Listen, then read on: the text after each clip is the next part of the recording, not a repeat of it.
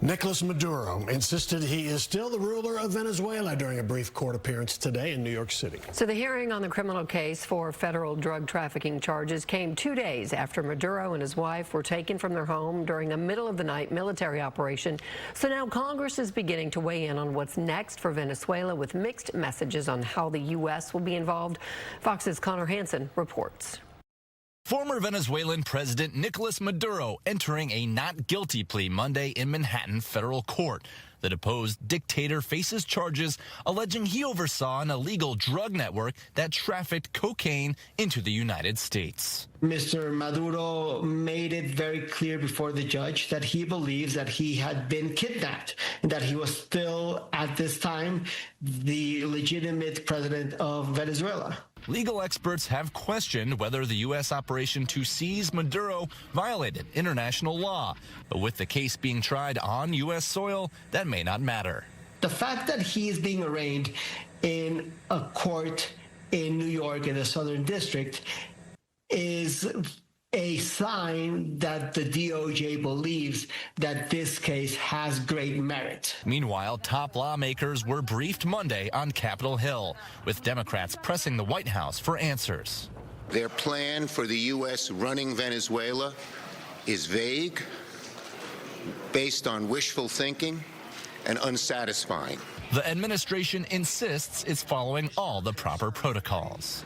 Very highly successful military operation. I think we should be talking more about the skill, competency, precision of the greatest fighting force the world has ever seen. Maduro will be back in court on March 17th. In New York, Connor Hansen, Fox 4 News. And on the heels of the successful operation in Venezuela, President Trump and his top officials have made threats and warnings against several other countries. Fox 4's David Santandri joining us now with more on what happens next. David. Yeah, and it appears that ripple effect will certainly spread to other countries. Don't ask me who's in charge, because I'll give you an answer and it'll be very controversial. What does that mean? It means we're in charge.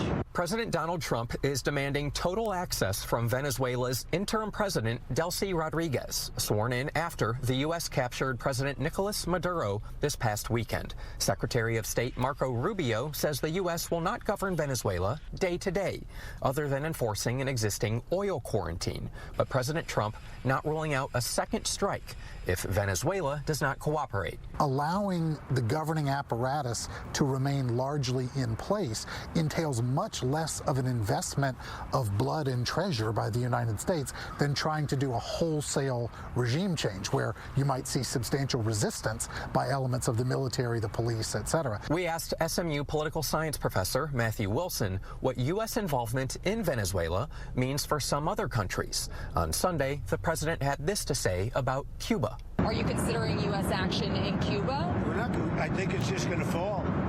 I don't think we need any action. It looks like it's going down. It's going down for the count. Cuban officials lowered flags Monday morning to mourn 32 of its security officers they say were killed during the U.S. strike in Venezuela.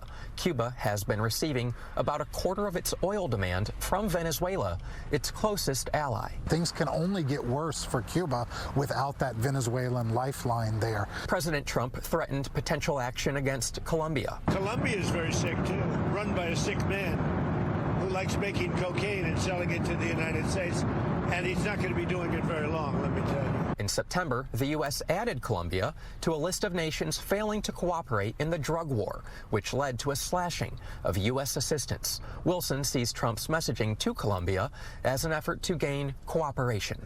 And Colombia has a history of being cooperative with the United States in a way that Cuba and Venezuela simply do not. So I think Colombia is probably safer from a U.S. intervention than those other countries would be.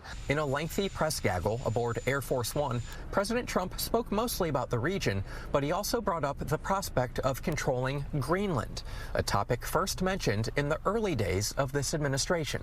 We need Greenland from a national security situation. It's so strategic. Right now, Greenland is covered with Russian and Chinese ships all over the place. Venezuela's interim president says she is seeking, quote, respectful relations with the United States, which is somewhat of a drastic shift from a more defiant tone that she held in the immediate aftermath of that strike and capture. Heather and Steve, back to you. All right, David Santendri, thank you.